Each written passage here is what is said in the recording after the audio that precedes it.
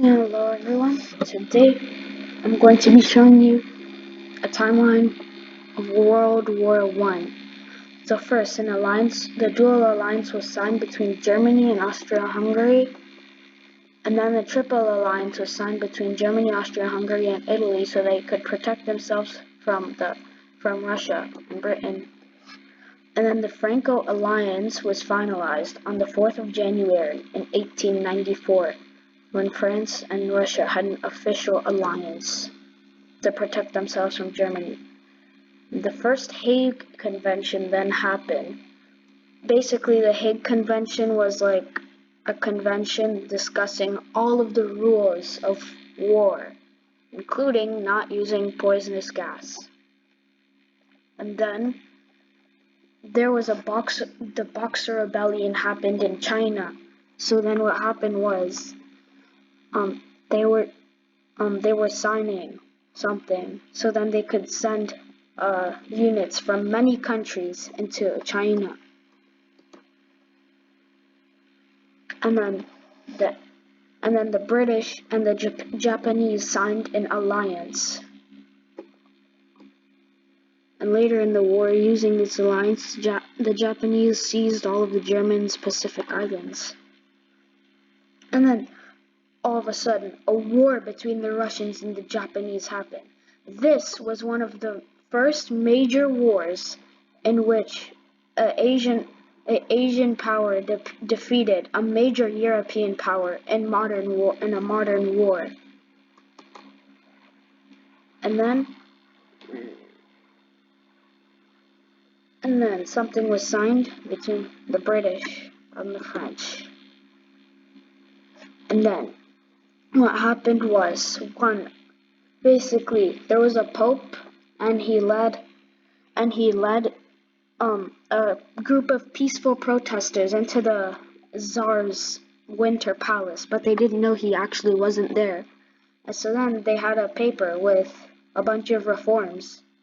So the Pope gave the paper, and then the police started firing on them. And then that is Bloody Sunday.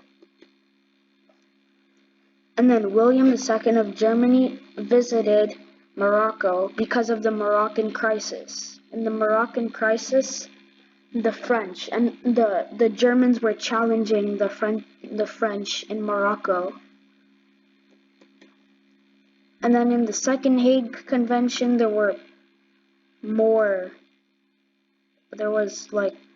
international laws of war.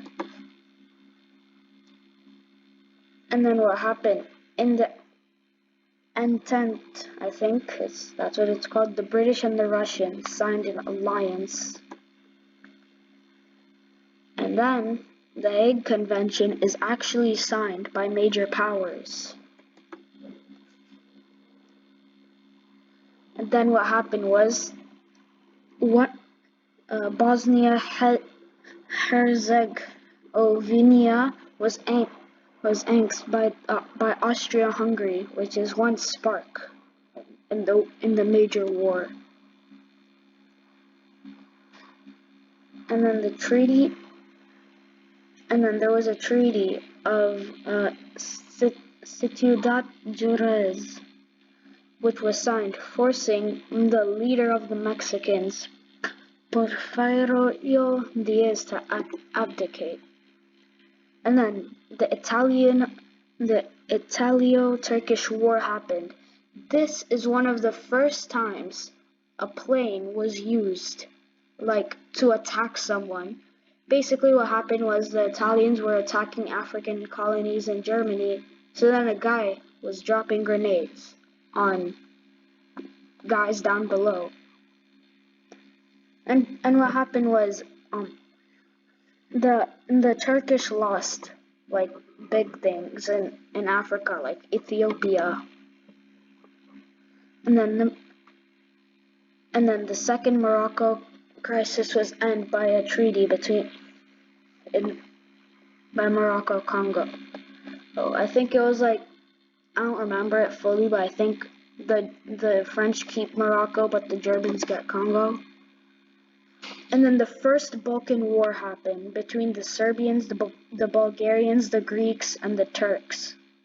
Basically, all of them teamed up against the Turkish. And Austria-Hungary passes the War Requirements Act. I actually don't know what this is. Let's see, wait, let's search it up.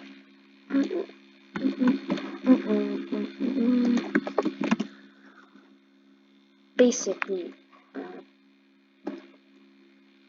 so they gave the state more control of private industry. Now, administration of the city of Scutari assigned to the great powers.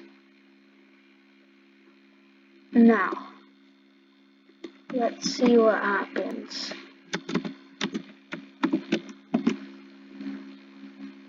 Oh, so a siege. 5 countries, including Austria, was deployed. Basically, I guess they were deployed.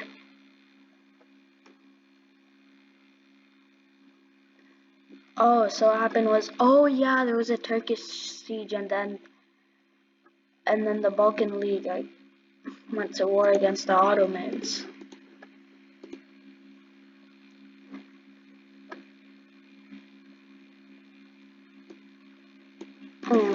Oh, so this, it says espionage here. So this guy must have been a spy, and he was caught. Then in the Second Balkan Wars, basically the Serbians, the Greeks, and teamed up against the Bulgarians. And wait, I don't know if wait, let me see. Were the Ottomans involved too?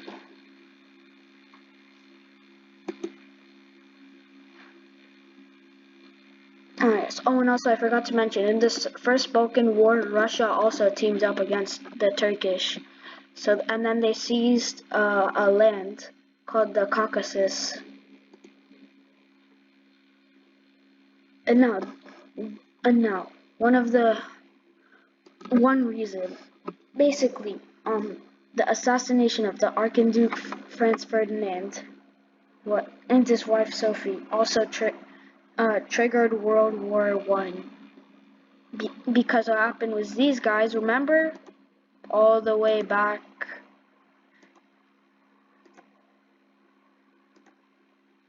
let's see,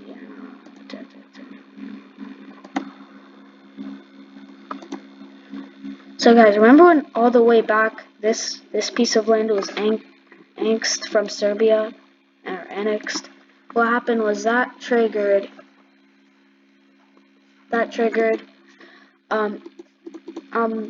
let's see, I think if wait.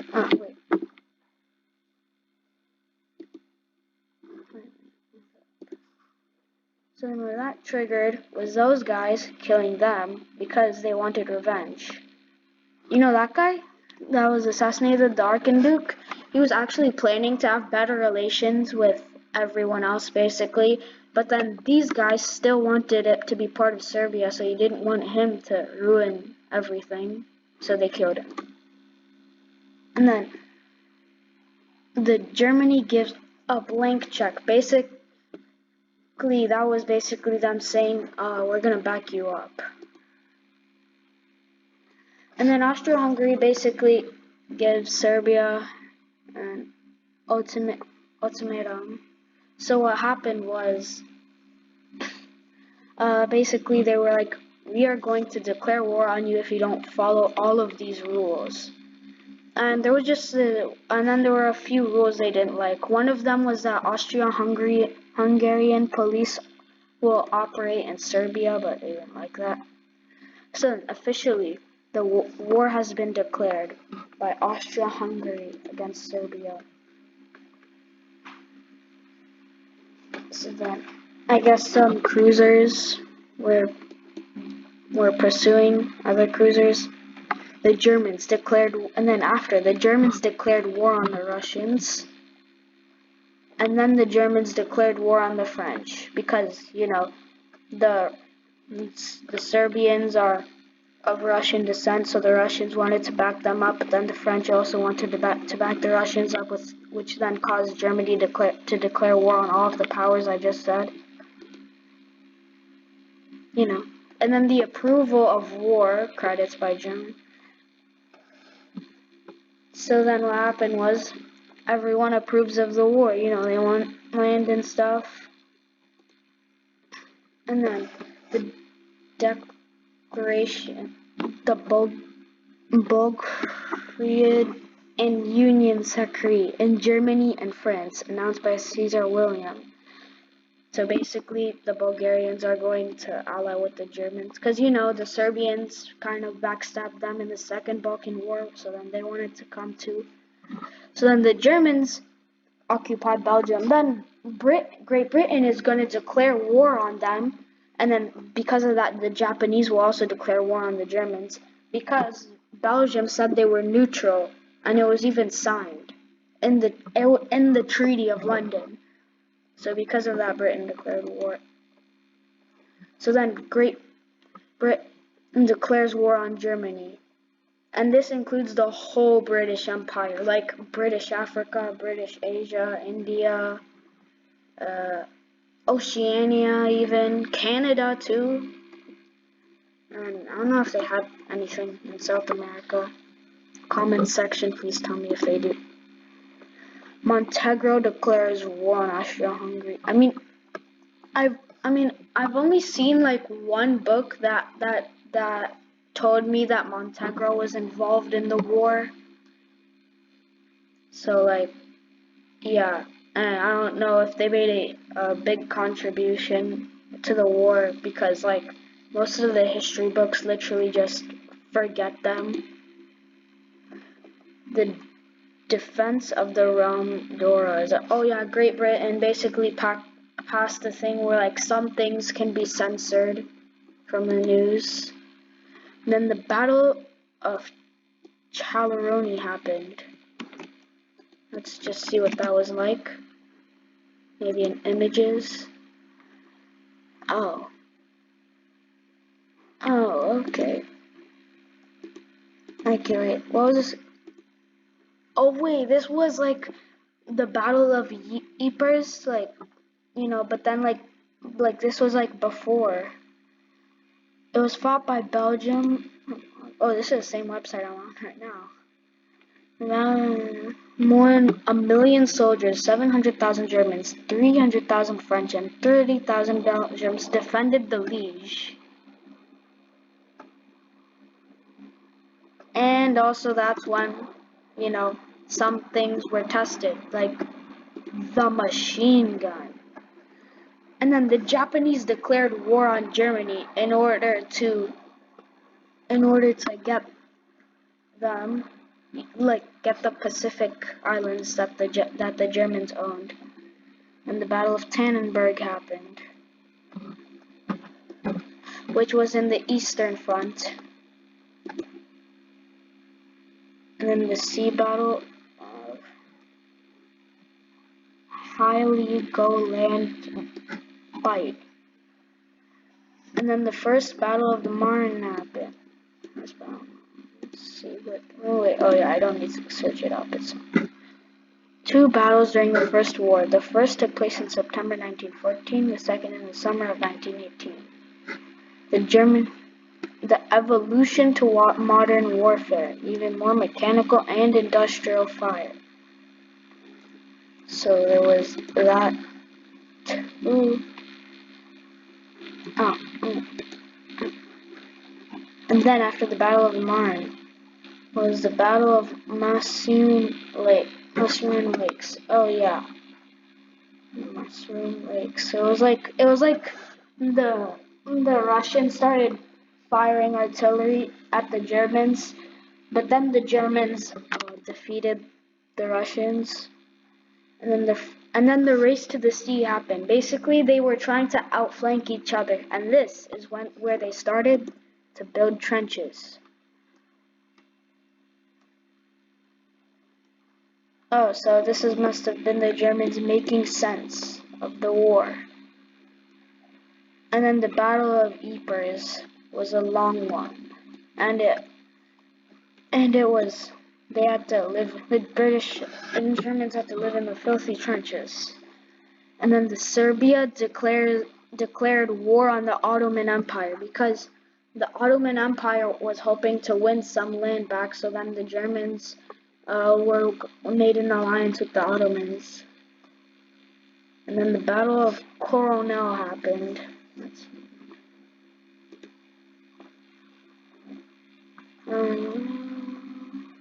German East Asian defeated the fourth. Oh, so basically they were like, oh yeah, near Chile. So they were basically fighting over like. And then let's see, Battle of Tanga. Let's see. The Battle of Tanga was the first major military engagement in East Africa and significant British setback. Oh, so it was like a fight in Africa. Oh wait, what? What was this? That was something else. The German naval base. It was captured by the Japanese and the British. And then the declaration of holy war jihad against the Entente powers by Caliph Muhammad V. So they were basically declaring war on all of the allies. And guys, since this timeline is like really long, I'm going to make this into parts, and this video will be over when this reaches 1915. So the Battle of the Falkland Islands. The Japanese basically took those islands. Oh, and then the first Battle of Champagne. So what happened was the French versus the Germans, and the Germans tried to.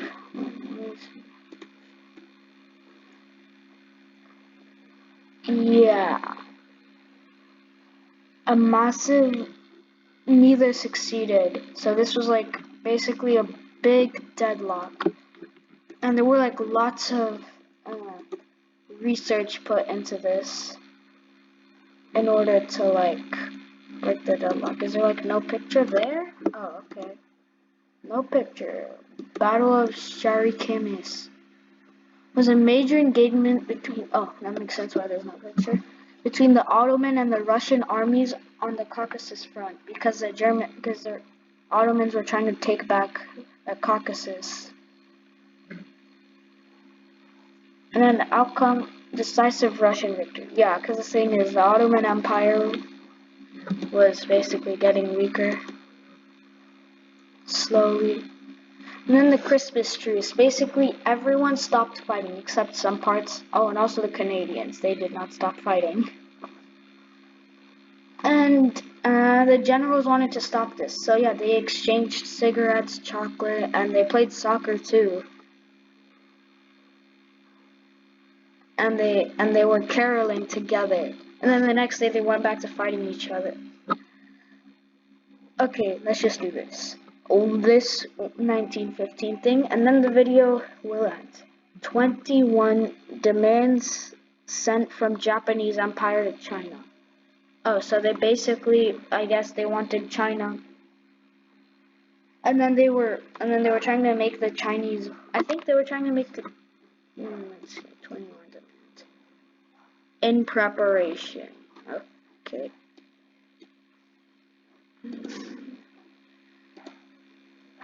And if we go back. 21 demands from Japanese to China. A set of secret demands. Okay, so Japan would keep control of former German territories in Shandong and Manchuria. Japan would gain control of the.